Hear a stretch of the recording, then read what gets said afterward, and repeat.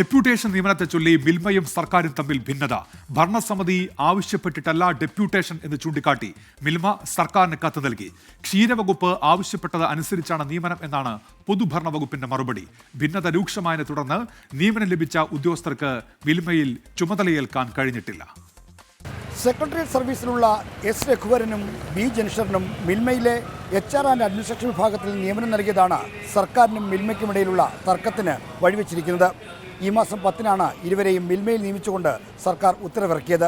S രഘുവരനെ senior മാനേജറായും B ജൻഷറിനെ മാനേജറുമായാണ് നിയമിച്ചിരിക്കുന്നത്.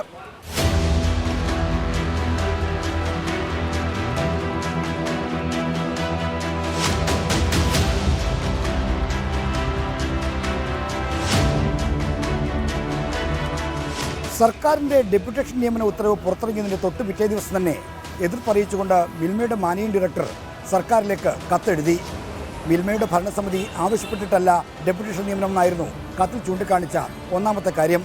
നിയമനങ്ങൾക്ക് ഭരണസമിതിയുടെ അനുമതി വേണമെന്ന ബൈലോയുടെ ഭാഗവും കത്തിൽ ഉദ്ധരിച്ചിട്ടുണ്ടായിരുന്നു.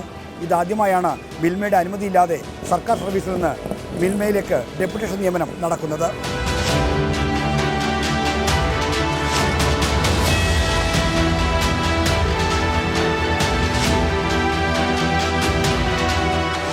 ഡെപ്യൂട്ടേഷൻ തർക്കവിഷയമായതോടെ നിയമനം ലഭിച്ച 2 പേർക്കും ഇതുവരെ മിൽമയിൽ ചുമതലയേൽക്കാൻ കഴിഞ്ഞിട്ടില്ല. എന്നാൽ നിയമനം നൽകിയ തീരുമാനത്തിൽ പൊതുഭരണ വകുപ്പ് ഉറച്ചു നിൽക്കുന്നു.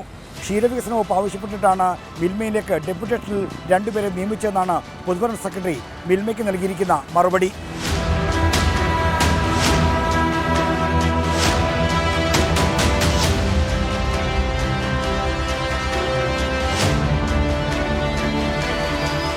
നിയമനം സംബന്ധിച്ച് സർക്കാരിനും മിൽമയ്ക്കുമിടയിൽ നടക്കുന്ന തർക്കത്തെക്കുറിച്ച് അറിവില്ലെന്നായിരുന്നു ക്ഷീരവികസന മന്ത്രി ജെ ചിഞ്ചുറാണിയുടെ ആദ്യത്തെ മറുപടി.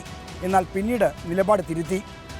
മിൽമ തന്നെ ആവശ്യപ്പെട്ടതനുസരിച്ചാണ് ക്ഷീരവികസന വകുപ്പ് ഡെപ്യൂട്ടേഷൻ നിയമനങ്ങൾക്ക് മുൻകൈയെടുത്തതെന്നാണ് മന്ത്രിയുടെ വിശദീകരണം. തിരുവനന്തപുരത്ത് നിന്ന് ഷൈജു ചാവശ്ശേരിക്കൊപ്പം ആർ ശ്രീജിത്ത്, 24.